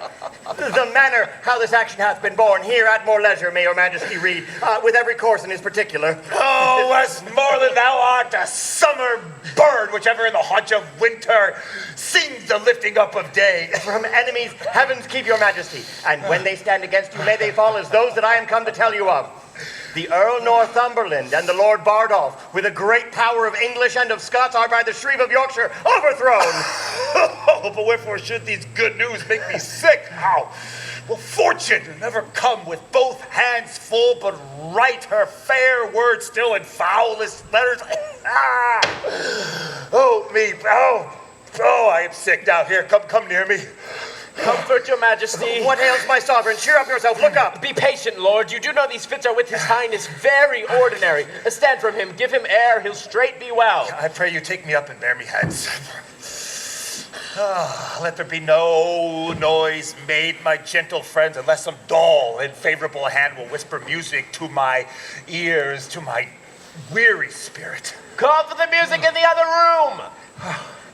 Set be the crown upon my pillow there.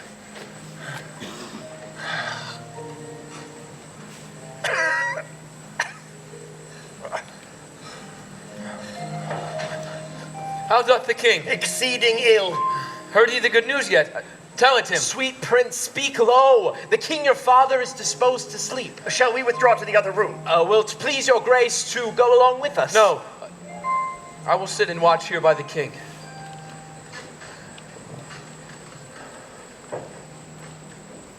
Why doth the crown lie there? Upon his pillow being so troublesome a bedfellow. Oh, polished perturbation, golden care that keepest the ports of slumber open wide to many a watchful night. Sleep with it now. Yet, not so sound and half so deeply sweet as he whose brow with homely big and bound snores out the watch of night. O majesty, when thou dost pinch thy bearer, thou sitst like a rich armor worn in the heat of day that scaldest with safety.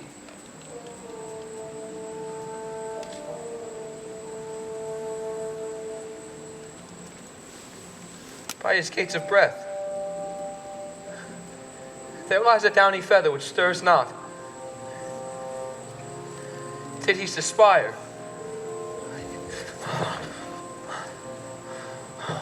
This light and weightless down perforce must move.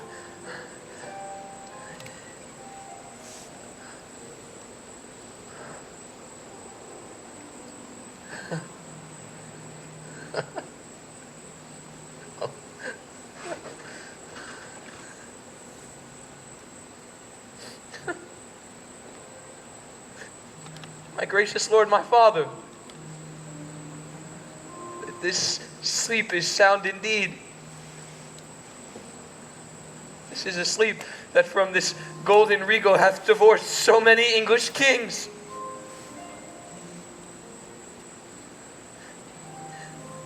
I do for me is tears and heavy sorrows of the blood, which nature, love, and filial tenderness shall, O dear Father, pay thee plenteously. My due from thee is this imperial crown, which as immediate from thy place in blood derives itself to me.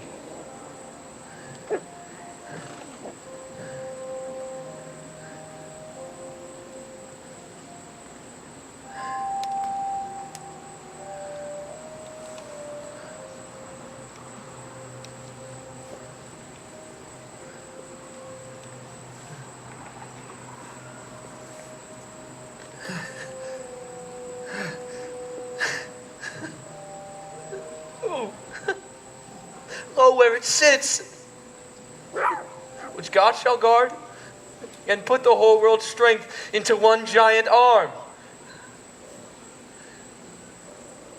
It shall not force this lineal honor from me.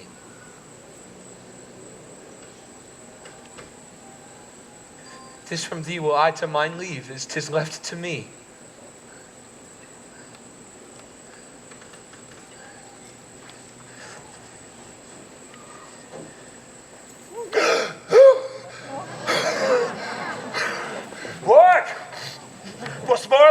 Doth the king call? What would your majesty? How fares your grace? Wherefore should you leave me alone, my lords?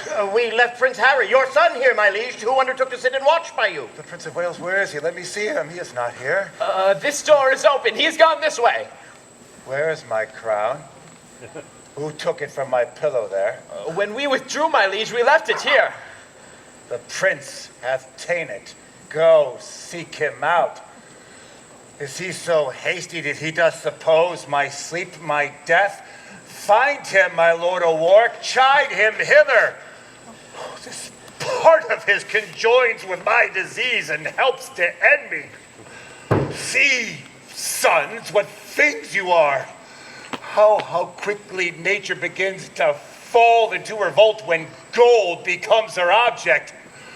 Oh, for this, foolish, over-careful fathers have broke their sleep with thoughts, their brain with care, their bones with industry. For this, they have engrossed and piled up cankered heaps of strange achieved gold. For this, they've been so thoughtful to invest their sons in art and martial exercises. Now, where is he that will not stay so long until his friend's sickness hath determined me? My lord, I found the prince in the next room, washing with kindly tears his gentle cheeks, with such a deep demeanor and great sorrow that tyranny, which never quaffed but blood, would, by beholding him, have washed his knife with gentle eye drops. He is coming hither. But wherefore did he take away the crown? Lo, where he comes. Come hither to me, Harry. Depart the chamber, leave us here alone. I never thought to hear you speak again. Thy wish was father, Harry, to that thought. I stay too long by thee. I weary thee. Dost thou so hunger from my empty chair that thou wilt needs to invest thee with my honor before thy hour was ripe? Oh, foolish youth! Thou seekst the greatness that will overwhelm thee. Stay but a little, for my cloud of dignity is held by so weak a wind that it will quickly drop when my day is dim. Thou hast stolen that which after some few hours was thine without offense. And at my death thou hast sealed up my expectation. Thy life doth manifest thou lovest me not. Thou shalt have me die assured of it. What? Canst thou not forbear me half an hour? Then get thee gone, and dig my grave thyself, and bid the merry bells that ring to thine ear that thou art crowned, not that I am dead. And let all the tears that should bedew my hearse be drops of balm to sanctify thy head. Only compound me with the forgotten ashes. Give that which gave thee life unto the worms. Pluck down my officers, break down my decrees, for now the time has come to mock at form. Henry the Fifth is crowned. Up, vanity. Down, royal state, all you sage counselors hence. And to the English court assemble now, from every region, apes of idleness. Now, neighbor confines, purge you of your scum. Have you a ruffian that will swear, drink, dance, revel the night, rob, murder, commit the oldest sin, newest kinds of way? Oh, my poor kingdom, sick with civil blows. When that my care could not withhold thy riots, what wilt thou do when riot is thy care? Thou wilt be a wilderness again, people with wolves thy own inhabitants. Pardon me, my liege. But for my tears, the moist impediments unto my speech, I had forestalled this dear and deep rebuke, ere you with grief had spoken, I had heard the course of it so far. There is your crown, and he that wears the crown, immortally long guard it yours. But if I do affect it more, let me no more from this obedience rise, which my most inward, true, and duteous spirit doth teach this prostrate and exterior bending. God witness with me, when I here came in and found no course of breath within your majesty, how cold it struck my heart. If I do feign, oh, let me in my present wildness die, and never live to show the incredulous world the noble change that I have purposed. coming to look on you, thinking you dead, and dead almost my liege to think you were, I spake to this crown as having sense, and thus upbraided it. The care on thee depending hath fed upon the body of my father. Therefore, thou best of gold art worst of gold. Other less fine and carat is more precious, preserving life in medicine potable. But thou, most fine, most honored, and most renowned, hast ate thy bearer up. Thus, my noble liege, accusing it, I put it on my head, to try with it as with an enemy that had before my face murdered my father, the quarrel of a true inheritor. But if it did infect my blood with joy, or swell my thoughts to any strain of pride, if any rebel or vain spirit of mine did, with the least affection of a welcome, give entertainment to the might of it, let God forever keep it from my head, and make me as the poorest vassal is, that doth with awe and terror kneel to it. Oh, my son, God hath put it in thy mind to take it hence, that thou mightst win the more thy father's love pleading so wisely in excuse of it. Oh, come hither, Harry, come. Sit down next to my bed, and hear, I think, the latest counsel that ever I shall give. God knows, my son, by what bypass, indirect, crooked ways I met this crown. And I myself know well how troublesome it sat upon my head. To thee, it shall descend with better quiet, better opinion, better confirmation. For all the soil of achievement goes down with me into the earth. And all the bold fears thou seest with peril, I have answered. For all my reign hath been but as a scene acting out that argument. And now, my death changes the mood. For what in me was purchased falls upon thee in a more fairer sort, so thou, the garland, wear successfully. Yet though thou stands more sure than I could do, thou art not firm enough, for griefs are green.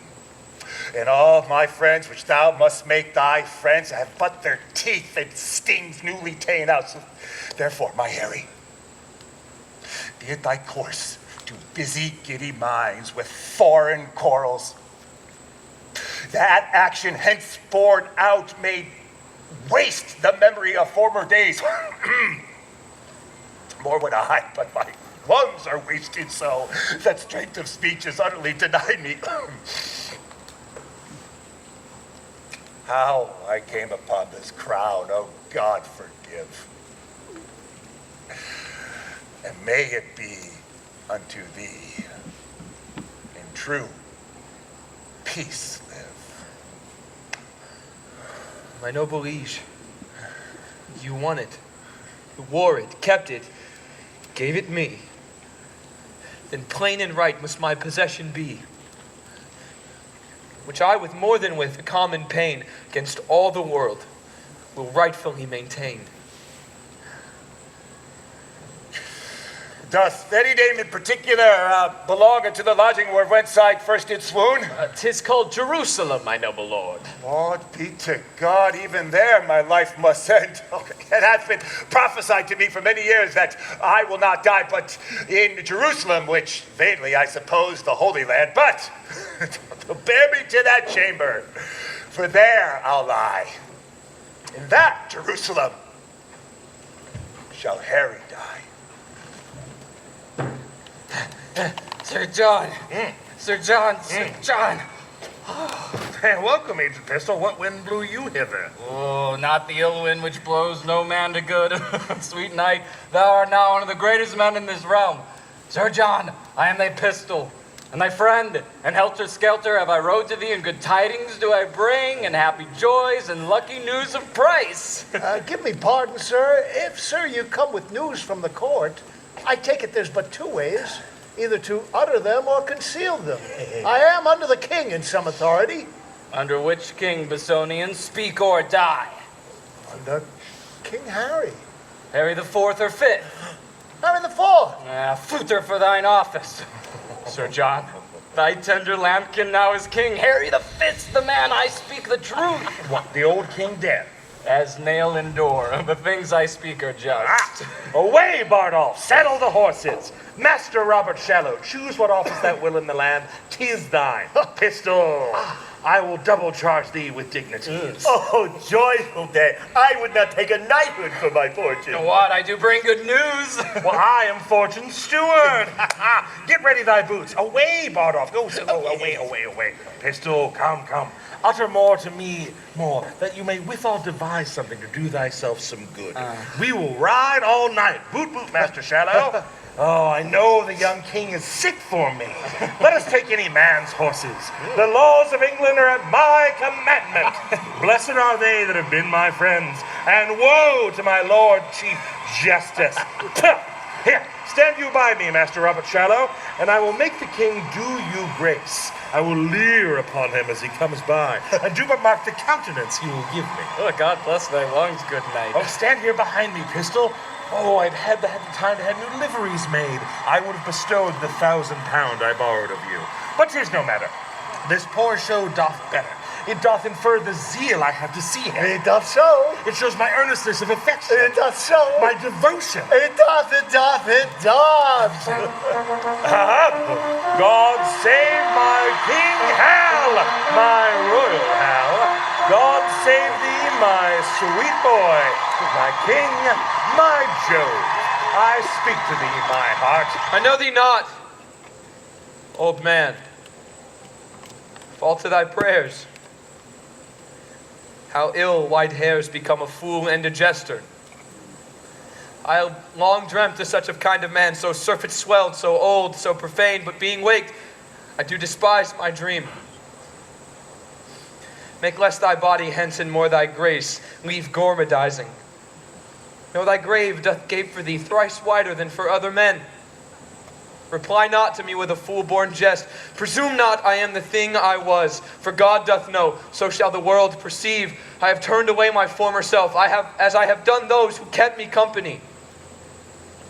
When thou hear, I am as I have been. Approach me, and thou shalt be as thou wast, the tutor and feeder of my riots. Till then, I banish thee on pain of death, not to come near our person by 10 mile. For competence of life, I will allow you the lack of means and force you not to evils. When we do hear you have reformed yourself, approach me, and we will, according to your strengths and qualities, give you advancement and see performed the tenor of my word. Set on.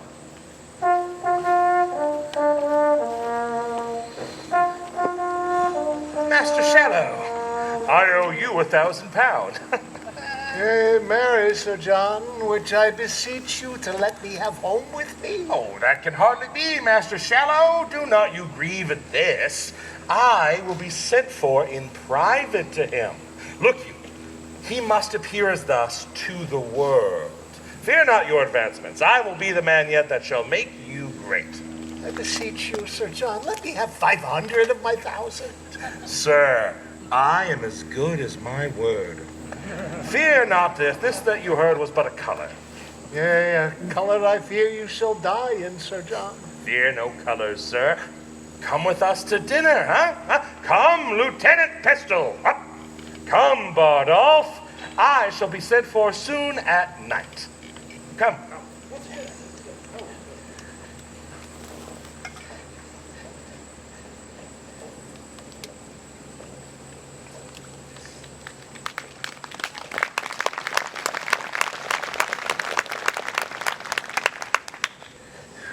Sir John. Oh, poor heart. He was so shaken by a burning quotidian tertian that it was most lamentable to behold. Falstaff is dead. And we must yearn therefore. Would I were with him. Where's the Mary? Either in heaven or in hell. Nay, he's not in hell. He's in Arthur's bosom. If ever man went to Arthur's bosom, made a finer end and went away and it had been any Christian child. I parted even just between 12 and 1, even at the turning of the tide. For after I saw him fumble with the sheets and play with flowers and smile upon his fingers' ends, I knew there was but one way. For his nose was as sharp as a pen, and a babbled of green fields. How now, Sir John, quoth I, what man? Be of good cheer. Now cried out, God, God, God, 3 or 4 times. Now I, to comfort him, bid him I should not think of God. I had hoped there was no reason for any such thoughts yet. So obeyed me, lay more clothes at his feet. I put my hand in the bed and felt them, and they were as cold as any stone. Then I felt to his knees, and they were as cold as any stone. And so upward and upward, and all was as cold as any stone. They say he cried out of sack. Aye, that I did. And of women. Nay, that I did not. Yes, that I did, and said we were devils incarnate. I could never abide carnation. 'Twas a color he never liked. Do you not remember that I saw a flea stick upon Bardolph's nose, and it said it was a soul burning in hellfire? The fuel is God that maintained that fire. It's all the riches I got in his service. A good, portly fellow of faith, and a corpulent, of a cheerful look, a pleasing eye, and a most noble carriage. And now I remember me. His name is Falstaff. If that man should be lewdly given, he deceiveth me, for Harry, I see virtue in his looks. If the tree should be known by the fruit, as the fruit by the tree, then peremptorily I speak it. There is virtue in that Falstaff. Him keep with, the rest banish. If sack and sugar be a fault, then God help the wicked. If to be old and merry be a sin, then many an old host I know is damned. If to be fat to be hated, then Pharaoh's lean kine are to be loved. No, my good lord, banish Peto, banish Bardolph, banish Poins, but for sweet Jack Falstaff, kind Jack Falstaff, true Jack Falstaff, valiant Jack Falstaff, and therefore more valiant, being as he is old, Jack Falstaff. Banish not him thy Harry's company, banish not him thy Harry's company. Banish plump Jack, and banish all the world. His name is Falstaff.